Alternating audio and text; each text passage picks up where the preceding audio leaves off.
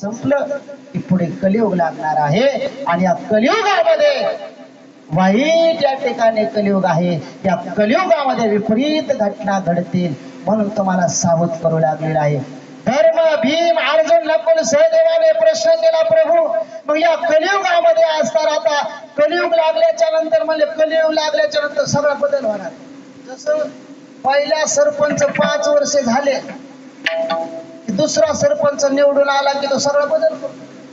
तो म्हणतो पहिल्याला काही जमलं नाही, बस आता आपल्या नव्यानं सुरुवात. तसे कलियुग लागल्याच्या नंतर सर्व या कलियुगामध्ये बदल होणार आहेत, अनेक घटना घडणार आहेत. त्यावेळेस धर्म भीम अर्जुन ह्या 5 पांडवांनी कृष्ण परमात्म्याला विचारले, प्रभू या कलियुगामध्ये नेमक्या काय काय घटना घडतील. कृष्ण परमात्म्याने सांगितले, तो कली नुसती माझी जाण्याची वाट पाहत आहे. तो मी असताना आता रात्री 12 वाजले की निघून जाणार आहे. त्याच्यासाठी तुम्हाला जर खुलासा घ्यायचा असेल तर थोडासा त्या ठिकाणी तुम्हाला अनुभव घेण्यासाठी थोडासा खुलासा सांगतो. उद्या सकाळी तुम्ही 6 वाजता 5ही भावनाने 5 दिशाला जा आणि 5 दिशाला गेल्याच्या नंतर या ठिकाणी तुम्हाला काय काय या ठिकाणी दृश्य दिसते, काय काय चित्र दिसते, तुम्हाला काय काय नवं पाहायला भेटते ते येऊन मला सांगा. 5ही दिशाला कृष्ण परमात्म्यानं पांडवांना पाठवलेलं आहे आणि पाठवल्याच्या नंतर असणार धर्म भीम अर्जुन 5ही दिशेला गेले. धर्म ज्या दिशेला गेलता त्या दिशेला ज्या दिशेला गेलता धर्माला सुरुवातीला प्राणी दिसले, बैल दिसला, गाढव दिसलं, हत्ती दिसला, म्हैस दिसली, पण प्रत्येकाला 2-2 तोंड दिसत होते. धर्मराजाने पाहिलं, कृष्ण परमात्म्याकडे वापस आला. वापस आल्याच्या नंतर प्रभूला नमस्कार केला, भगवान आज या ठिकाणी विचित्र पाहायला भेटलं. काय पाहायला भेटलं देवा? प्रत्येक प्राण्याला 1-1 तोंड होतं, पण आज मला 2-2 तोंड दिसले. बैलाला 2 तोंड, म्हशीला 2 तोंड, गाढवाला 2 तोंड, हत्तीला 2 तोंड. प्रभू हे विपरीत झालं. कृष्ण परमात्म्यानं सांगितलं हे विपरीत नाही, हे तर कलियुगातला मोठा ब्रह्मघोड आहे. लगेच सर्व ह्याचं काही उत्तर ह्याचा खुलासा करून सांगा. कृष्ण परमात्म्यानं सांगितलं, धर्मराजा तुझ्या 4ही भावंडाला येऊ दे, फाउंडेशन पक्क करू दे. फाउंडेशन पक्क झालं, घर बांधायला सोपं झालं. तसं तुझ्या 4ही भावंडाला येऊ दे. लगेच असताना पुन्हा भीम आला. भीम आल्याच्या नंतर प्रभूला सांगितलं, प्रभू मी ज्या वाटेने गेलो त्या वाटेवरती मला असं पाहायला भेटलं की एक असणार पाखरू, त्या पाखराच्या पंखावरती राम राम अशी अक्षरे लिहिलेली होती आणि ते पाखरू असणारे गटारातले नालीतले पाणी पित होत, मांस खात. ह्यो काय घोडे? कृष्ण परमात्म्यानं सांगितलं ह्यो कलियुगातला मोठा घोडे, मोठा घोडे. म्हणजे त्याचा खुलासा करून सांगा. म्हणजे तुझ्या 3 भावाला येऊ द्या. लगेच असताना अर्जुन आला, प्रभू मी ज्या दिशेला गेले होते त्या दिशेने मला असं पाहायला भेटले, एक असणारी गावरान गाय रानात चरत होती आणि त्या गावरान गायीच्या उजव्या बाजू कोण 5 कुत्रे, डाव्या बाजू कोण 5 कुत्रे तिला तोडत होते. तिचं जिणं मुश्किल केलेलं होतं. प्रभू हे काय? कृष्ण परमात्म्यानं सांगितलं, अर्जुना ह्यो बी कलियुगातला मोठा ब्रह्मघोड आहे. नकुलाला सहदेवाला येऊ दे.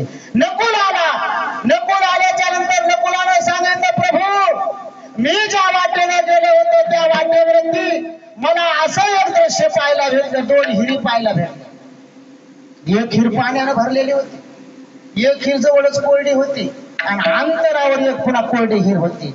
पण जवळची कोरडी हिर होती ना, मग या भरलेल्या हिरीचं पाणी जवळच्या कोरड्या हिरीला जायना, लांबच्या हिरीला चाललंय. हे काय घोडे? कृष्ण परमात्म्यानं सांगितलं हे तर कलियुगातला सर्वात मोठा ब्रह्मघोड आहे.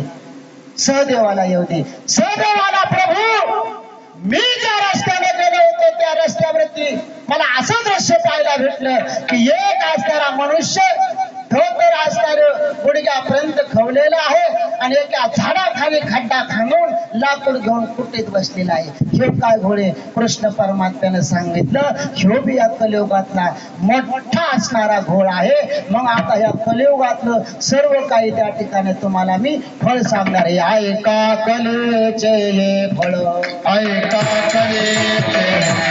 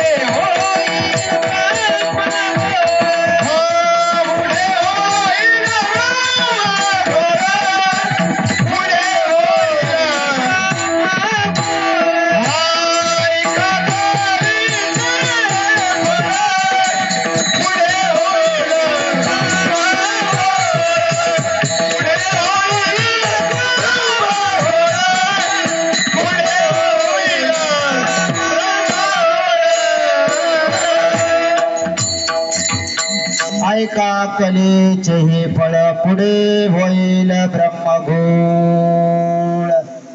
पाचही पांडवाने कृष्ण परमात्म्याला हे प्रश्न सांगितले, पाहिलेलं दृश्य सांगितलंय.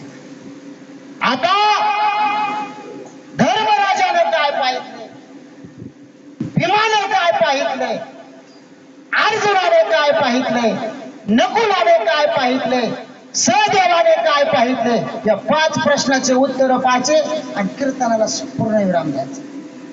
फक्त हे 5 प्रश्न तुमच्या ध्यानात राहू दे. धर्मराजाने काय पाहिजे, भीमाने काय पाहिजे, नकुलाने काय पाहिजे, अर्जुनाने काय पाहिजे, सहदेवाने काय पाहिजे, हे 5 प्रश्न मात्र तुमच्या ध्यानात राहू द्या.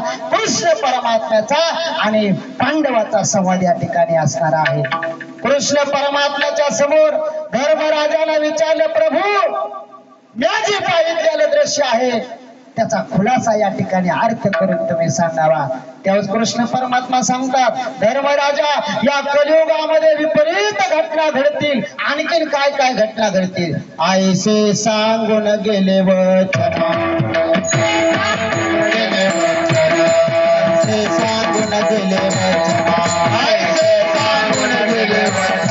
कृष्णावपदेशी पांडुरंगना,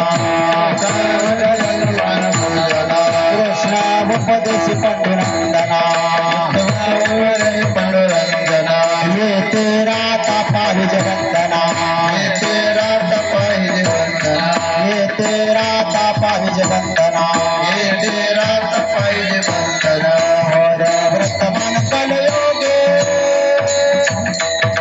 वर्तमान कलयोगे, या कले माझा रे, या कले माझा रे, या कले माझा रे, या कले माझा रे, या कले माझा रे, या कले माझा रे, या कले माझा रे, या कले माझा रे. आईसे सांगून गेले वचना, कृष्ण उपदेशी पंडुनंदना, येते राता पाविजे बंदना, थोर व्रतमान कलियोगी, या कले माझारी, पुत्र तो होईल पित्याचा वैरी, घरची माता होय कामारी, पुरुषाती नारी आवेरती. अशा वाईट घटना घडतील. वृक्ष न येती फळातील धेनु, न पिके मैन वर्ष घनो, आईसे आटता पार जनो, मग घन निळू बोलला, पुढे एक पडेल काळू, सौरनाचा होईल एक मेळू, कुणी कुणाचा न धरते विटाळू, मग गोपाळू निघता झाला. कृष्ण परमात्मा म्हणते, या कलियुगामध्ये भावकीतला जरी माणूस मेला तर घरात लोक बसून बुंदा करून खाते, कुणी कुणाचा विटाळ धरणार नाही. धर्मराजाने प्रश्न केला, प्रभू वाईट घटना या कलियुगामध्ये घडतील, पण म्या जे पाहिजे त्या पाहिजेला त्या ठिकाणी मला त्याचा खुलासा करून सांगावा. कृष्ण परमात्मा सांगता, धर्मा तू काय पाहिजे, तेव्हा आतापर्यंत प्रत्येक प्राण्याला मी एक तोंड पाहिलं, पण आता सकाळी असतर 2 तोंड दिसायला लागलेले आहेत. म्हणजे हे तर कलियुगातला मोठा घोड आहे. आता कलियुगाला प्रारंभ झालाय, नुसतं कलियुगातलं चिन्ह कलियुगाने दाखवलेलं आहे, त्यानं रात्रीतून सर्व बदल करून टाकलेला आहे. कलियुगाचं आगमन झाले, प्रत्येक प्राण्याला 2 तोंड दिसू लागले. हे काय घोडे, कृष्ण परमात्म्याने सांगितलं, धर्मा या कलियुगातला प्रत्येक माणूस 2 तोंडी होईल. माणूस मंडपात एक बोलेल, मंडपाच्या बाहेर गेला दुसरंच बोलल, गावात गेल्यावर तिसरंच बोलल, आता एक बोलून बाहेर गेल्यावर एक बोलून, सकाळी एक बोलून, दुपारा एक बोलून, एक जबानी मनुष्य या कलियुगामध्ये राहणार.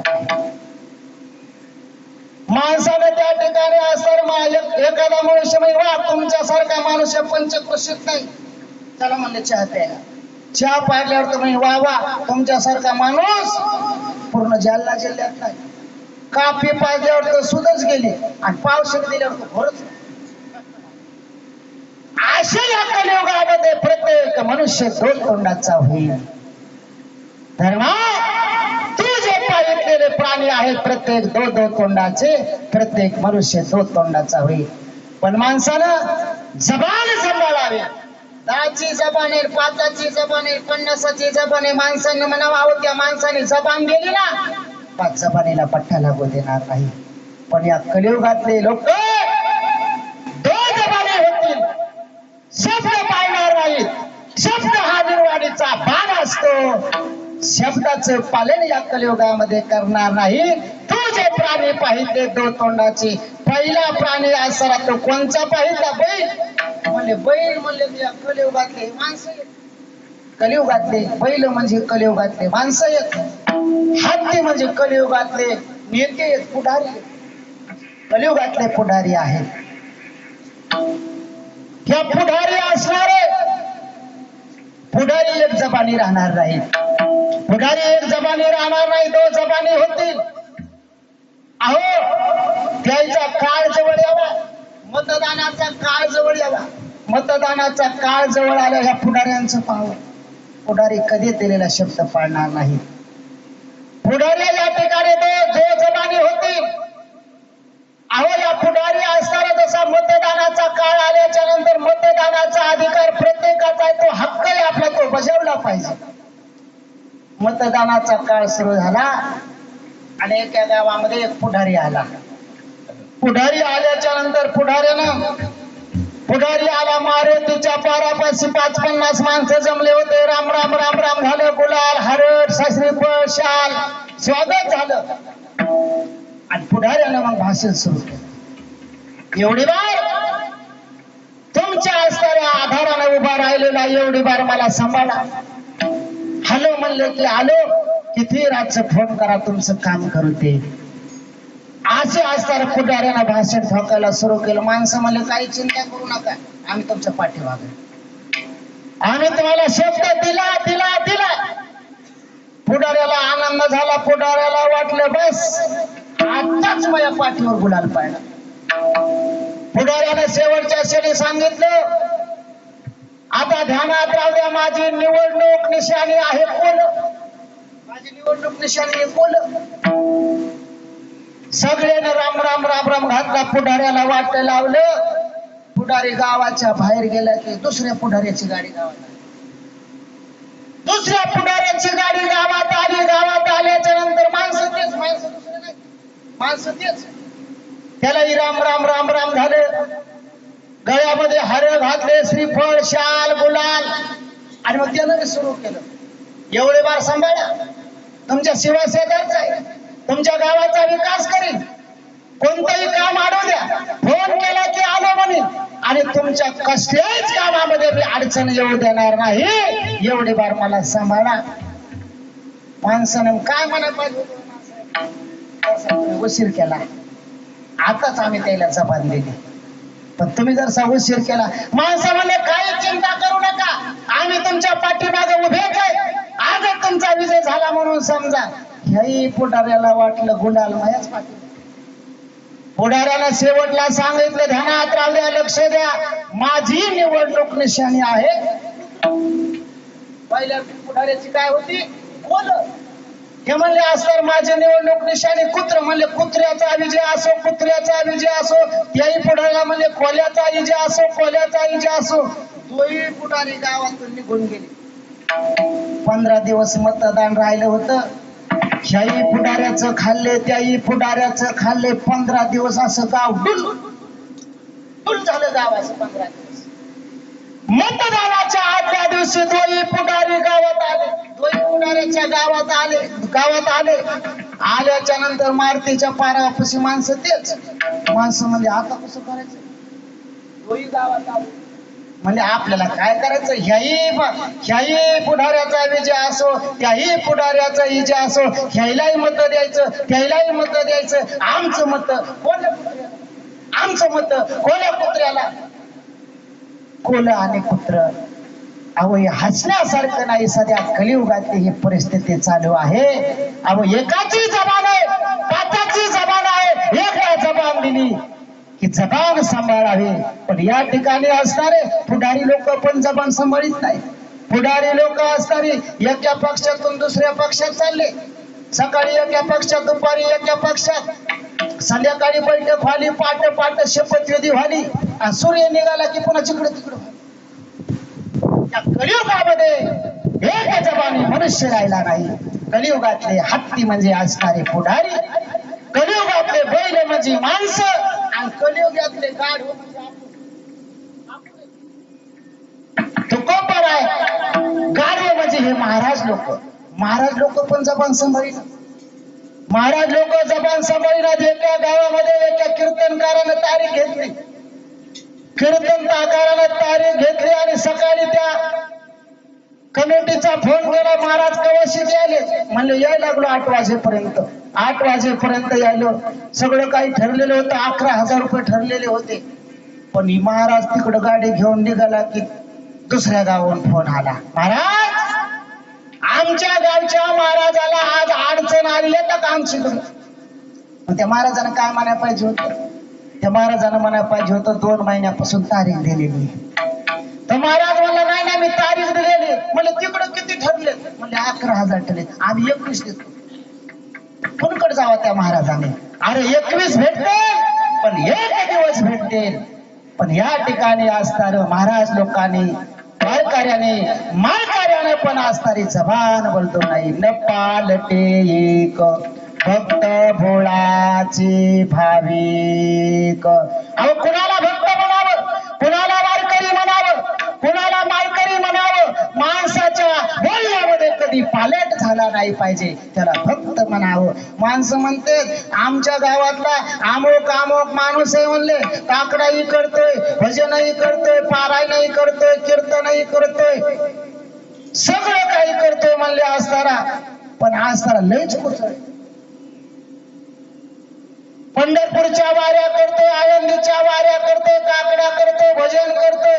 पण गावात आले कुणाचाच करतो. उगा आमच्या गावामध्ये 4-2 भजने आहेत म्हणून चाललंय. त्या 4-2 मध्ये आपला नंबर लागला. माणसं म्हणते उगा 4-2 भजने आमच्या गावात आहे म्हणून चाललंय. त्या 4-2 मध्ये आपला नंबर लागतो का तो पाहावा. न पालते एक भक्त भोळाची भाविक. या कलियुगातले गाढव म्हणजे महाराज लोक आहेत. आणि या कलियुगातल्या म्हशी म्हणजे ह्या. कुणाला सोडे नाही. महाराज लोक सोडे नाही, माणसं सोडे नाही, पुढारी सोडे नाही.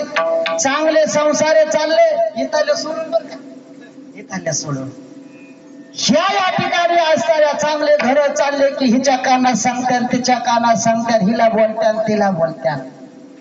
धर्मराजाला कृष्ण परमात्मा सांगू लागले तो जे प्राणी पाहितले 2 तोंडाचे, बैल 2 तोंडाचे पाहितले, म्हशी 2 तोंडाच्या पाहितल्या, गाढव 2 तोंडाचे पाहितले, हत्ती 2 तोंडाचे पाहितलेले आहेत. तर पुढे या कलियुगामध्ये प्रत्येक मनुष्य 2 जबानी होईल.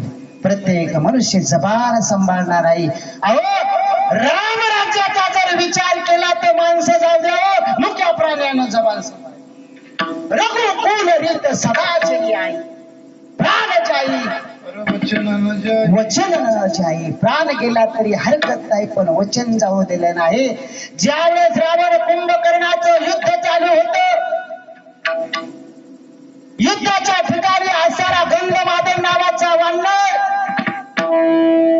त्या कुंभकर्णापासून इकडून तिकडे जाऊ लागला. त्याचं नावच गंधमादन आणि त्याच्या अंगाचा वास येत होता, सुगंध शेंट येत होता त्या गंधमादनाच्या. कुंभकर्णाने पाहिजे म्हणजे वास आहे, सुगंधी शेंटासारखा वास आहे. गचकन त्या गंधमादन वानराला पकडलं आणि त्याचा वास घेतला कुंभकर्णाने. आणि कुंभकर्ण म्हणतोय अरे तुला माहित आहे का मी कोण आहे? म्हणजे माहित आहे, तुम्ही रावणाचे भाऊ कुंभकर्ण आहात.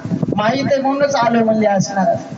अरे पण तुझा लय सुवास येत आहे, मला वाटतंय तुला जीवदान द्यावं आणि कधी खिशात ठेवावं. आणि जेव्हा वास घ्यायची इच्छा झाली त्यावेळेस त्याचा तुझा असताना हात खिशातून काढून तुझा सुवास घ्यावा. लय तुझा सुवास येतोय असणारा. पण कुंभकर्णाने सांगितलं वानरा तुला मारू का? ते मला मार, आजही मारायचंय, उद्याही मारायचंय, 10 वर्षाला मारायचंय, मार म्हणले. कोणी जिवंत राहणार नाही. अरे पण तुझं कोमल रूप पाहून, तुझा वास पाहून मला आपर सुचली. काय आपर सुचली? या ठिकाणी असणारे तुझ्या कंपाळावर श्रीराम जय राम जय जय राम, श्रीराम जय राम जय जय राम असं नाव लिहिलेलं आहे. ते नाव मोडून टाक. त्याच्यावर रावण कुंभकर्ण नावले. गंधमादन म्हणला कुंभकर्ण दादा, नाव पुसलं असतं म्हणले, पण मी माणूस नव. बघा या काळातल्या वानराला पण कळत होत, वानर म्हणतात कुंभकर्ण, नाव पुसलं असतं, पण मी माणूस नाही, मी वानर आहे. म्हणून तर वानरा हाती लंका आणि घेवविली म्हणे तुका. प्रभू रामचंद्र लंकेच्या ठिकाणी गेले आणि लंकेच्या ठिकाणी गेले असणारे, पण माणसाला घेऊन गेले. एक जणाने प्रश्न केला महाराज मला, की म्हणले प्रभू रामचंद्र रावणाला मारण्यासाठी लंकेत गेले, सागरावरती सेतू बांधला, 18 पद्म दरबार घेऊन लंकेत गेले, मग प्रभू रामचंद्राने माणसं कोण राहिले? मी सांगितलं की माणसं जर नेले असते तर त्या रावणाची लंका सोन्याची होती. माणसं युद्ध करायचं सोडून सोन्याच्या इटाच्या नादी लागले असते, एक एक ईट घेतली असती, खिशामध्ये टाकली असती. म्हणून प्रभू रामचंद्र म्हणले नरापेक्षा वानर नर नकोय. म्हणून वानरा हाती लंका आणि घेवविली म्हणे तुका. वानराला सोबत घेऊन प्रभू रामचंद्राने विजय मिळवला. त्या व्यापारी असणाऱ्या त्रेता युगामध्ये प्रभू रामचंद्राचे मुखे प्राणी पण जबान सांभाळीत होते. या कलियुगातले माणसं 2 जबानी होते. म्हणून धर्मराजा, तू जे पाहिलेलं दृश्य आहे, तू जे पाहिलेले 2 तोंडाचे प्राणी आहेत, हे तर या ठिकाणी कलियुगातला मोठा असणारा ब्रह्मघोळ आहे. पुढे होईल ब्रह्मघोळ.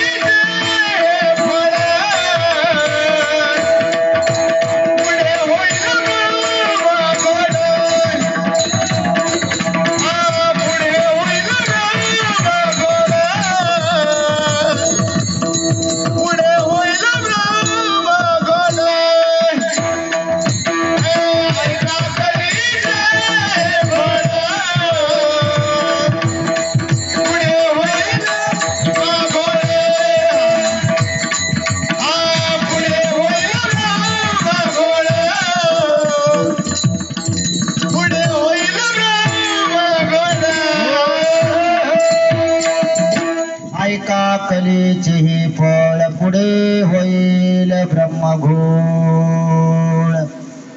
धर्मराजाचं झालं.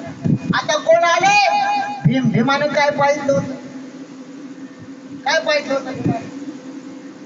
तुमच्या ध्यानात राहणार म्हणून तर महाराज लोकांचं जमायचं.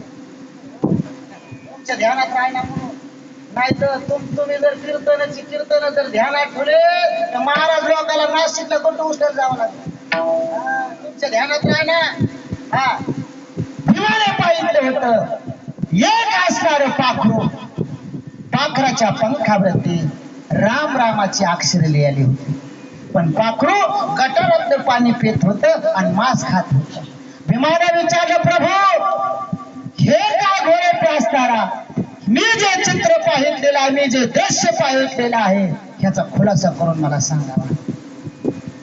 कृष्ण परमात्म्यानं सांगितलं, भीमा या कलियुगामध्ये भक्ती वाढेल, भक्तीचं पांघरून लोक अंगावर घेते, राम नामाचं अक्षर या ठिकाणी अंगावर धारण करते, भजन करते, कीर्तन करते, परमार्थ करते, पण तसं वागणार नाही. राम नामाचं अक्षर या ठिकाणी धारण करून त्याच्या नेमाने वागणार नाही. काही खाते, काही पेते. भजन म्हणण्याला पद्धत आहे, कोणत्याही गोष्टीला पद्धत सांगितली. पण या कलियुगातले लोक भक्ती करते, भजन करते, पण त्या नेमावलीत राहणार नाही. पत्ते नाम विठोबाची अनेक वाचा नशिबीचे. अहो कधी कधी या ठिकाणी आपण भजन बी आपलं चुकीचं होऊ शकतं. सांगितलेल्या संतांच्या नेमावलीत भजन करावं, पण या कलियुगामध्ये असं झालेलं आहे, बरेच माणसं बरेच भजने बरेच भजने बरेच गायक लोक वाटेल ते व्यसन करते. आईचे संत झाले कली, तोंडी तंबाखूची नळी, स्नान संध्या बुडविली, पुढे भांग उडाविली. प्रत्येक गोष्टीला पद्धत, भजन करण्यासाठी पण पद्धत आहे. अहो काही आमच्या भागामध्ये मी पाहिजे महाराज, मी अक्षरशः स्वतःच्या डोळ्यानं पाहिलेले या ठिकाणी असणार आहे. एक असताना मोठा गायक भजन्या कीर्तनात चाल म्हणायला दारू पिऊन आला. माणसं म्हणले येतोय पण चांगला गातोय, पण चांगला गातोय. भजन ते हुंदडवाणी आणि नरका जाणे चुकेना. भजन म्हणून कधी कधी माणसाला नरकाला जावं लागेल. जी साधू संतांनी नेमावली सांगितली त्या नेमावलीत माणसानं भजन करावं, नेमाने भजन करावं. नेमाचं भजन केलं तर प्रभूपर्यंत ते भजन जाईल आणि एक दिवस प्रभू तो देव आपल्याशिवाय कृपा, आपल्यावर कृपा केल्याशिवाय राहणार नाही. एवढंच नव्हे तर असणारे भक्तीला दम नाही, कीर्तनाला दम नाही, भागवताला दम नाही, सत्याला दम नाही, पण गुण कोणालाच नाही. नुसते सत्य करायले, नुसते भागवत व्हाले, मोठमोठे सत्य व्हाले, चढावडीनं चाललेत. म्हणले आता ह्या वर्षी आपल्या गावामध्ये 50,000चा महाराज आणलाय ना, शेजारच्या गावचे म्हणजे आपले तर 1 लाख रुपये. सत्याला दम नाही, सत्य करायला ह्यांचीच गर्दी आणि सत्य झाल्या धाब्यावरती ह्यांचीच गर्दी. या कलियुगामध्ये या पाखराप्रमाणे राम नामाची अक्षर म्हणजे या ठिकाणी आपण आहोत. आपण भजन करतो, राम नामाची अक्षरे आपल्या अंगावर पांघरलेली आहेत, पण आपण तसं वागणार नाही. एवढंच नव्हे तर भक्तीचे उत्सव पहा, गणेश उत्सव पहा, शिवजयंती पहा. माझ्या राजाच्या जयंतीच्या वेळेस मी माझ्या राजाचा काय आदर्श होता, माझा राजा कसा होता. अहो राजानं या ठिकाणी कसं वर्तन केलेलं आहे, कसा माझा राजा वागला. अहो शिवजयंती करा, या ठिकाणी निश्चित आपल्या राजाची जयंती करावी, पण राजाची जयंती करत असताना अशी जयंती करावी कसल्या प्रकारचं व्यसन करू नये आणि व्यसन करून डीजे लावून त्या ठिकाणी असताना नाचू नये. अहो एवढंच नव्हे, गणेश उत्सव पहा, गणेश उत्सवाच्या ठिकाणी मोठमोठे मंडळ होतात, अनेक असणाऱ्या मुलांचे मंडळ होतात. मुलाचे मंडळ झाल्याच्या नंतर काय मुले त्या ठिकाणी 9 दिवस जल्लोष करतात. एवढा जल्लोष नव्हे तर अहो 1993 साली असणारी जी घटना घडली, 1993 साली गणेश जयंतीच्या अनंत चतुर्दशीच्या दिवशी आदल्या दिवशी खिल्लारी गावाच्या ठिकाणी घटना घडली. काय घटना घडली आपल्याला ज्ञात आहे की असणाऱ्या खिल्लारी गावाच्या ठिकाणी गणेश उत्सव चालू होता आणि गणेश उत्सवामध्ये सगळे गणेश मंडळाचे सगळेच पेलेले होते. नुसता गणपतीच राहिला होता आणि गणपती विसर्जनाच्या दिवशी गणपतीकडे बाटले घेऊन चालले होते. पेतोस का, पेतोस का? ते म्हणले आता तुम्ही झोपतात का? जी झोपले. आणि किल्लारी गावाच्या ठिकाणी 1993 ला भूकंप झाला. अहो भक्तीला दम नाही, भक्ताचे उत्साह असणारे अनेक उत्सव या ठिकाणी आपण करायला लागलेलो आहोत. पण कृष्ण परमात्मा म्हणतात भीमा, या कलियुगामध्ये भक्ती वाढेल, राम नामाची अक्षरे होतील, अनेक उत्सव वाढतील, पण लोक त्या नियमाप्रमाणे वागणार नाही. गणेश उत्सव करतील, देवाचे उत्सव करतील, संतांच्या साधू जयंत्या साजऱ्या करतील, पण काही खातील, काही पितील. जी तो पाखरू पाहिलेला आहे ते पाखरू असणारे राम नामाची अक्षरे गटारातलं पाणी प्याले आणि मांस खाले. तसं या कलियुगामध्ये बरेच काही लोक अहो त्या ठिकाणी असणार, प्रत्येकानं असणार माळकरी असणारे सगळेच जण नसतात, पण निश्चित या ठिकाणी बिगर माळकरी पण परमार्थ करतात. पण निश्चित या ठिकाणी आपला उद्धार करून घ्यायचा असेल, पवित्र तुळशीची माळ गळ्यामध्ये घालून भगवंताची भक्ती करावी. मग राम नामाची अक्षरे, राम नामाची आल आणून या ठिकाणी असणाऱ्या जनामध्ये या कलियुगामध्ये त्या ठिकाणी आपण वर्तन करू नये. भीमा, या कलियुगामध्ये जे पाखरू जे पाहिलेलं आहे, पाखराप्रमाणे कलियुगामध्ये पुढे असणारा ब्रह्म घोर होईल. तेवढ्यामध्ये अर्जुन आला. अर्जुन म्हणते भगवान, मी जे पाहिलेलं दृश्य आहे, मी जे पाहिलेलं दृश्य आहे, एक ह्या बाजूनं 5 कुत्रे, त्या बाजूनं 5 कुत्रे, तिचं जिणं मुश्किल केले. हे काय घोडे असतात? कृष्ण परमात्म्यानं सांगितलं, अर्जुना, हे कलियुगातला मोठा घोडे. गाय म्हणजे या कलियुगातलं सत्य आहे. गाय म्हणजे या कलियुगातलं सत्य आहे. ह्या बाजूनं 5 कुत्रे, त्या बाजूनं 5 कुत्रे. प्रत्येक गावामध्ये सगळेच माणसं माळकरी, सगळेच माणसं भजने राहतील यातलं हे नाहीये. प्रत्येक गावामध्ये 90% जरी 10% तरी या ठिकाणी चांगली माणसं असतात. सत्य, संत, पतिव्रता, साधू, महात्मा या ठिकाणी प्रत्येक गावामध्ये 10 माणसं तरी परमार्थिक असतात आणि त्याच्यामुळे ही पृथ्वी तरते. प्रत्येक गावामध्ये हे असे 10-90% लोक जरी असणारे माळकरी नसले तर 10% तरी माणसं माळकरी असतात. पण 10% माळकरी हे 90% जर 90 लोक आहेत, हे 10%चं काही चलू देईना. कारण आज सारं खोट्याच्या मागे जास्त बहुमत आहे, खोट्याच्या मागे, लबाडाच्या मागे जास्त बहुमत आहे. ही गाय ही सत्य आहे कलियुगातलं. आणि ह्या बाजूनं 5 कुत्रे, त्या बाजूनं 5 कुत्रे, ह्या कलियुगातलं खोटं आहे. या कलियुगामध्ये खऱ्या माणसाला किंमत राहणार नाही, खऱ्याचं कोणी ऐकणार नाही. झालं खऱ्याचं खोटं, न्याय जगातून पळाला. या जगामध्ये खऱ्याचं खोटं होईल, खऱ्याला किंमत राहणार नाही. खोटं फिकेल असणार आणि खोट्याच्या पाठीमागे जास्त लोक राहतील असणारी. ऐका कलीची महिमा, असत्याचे रिझले जन.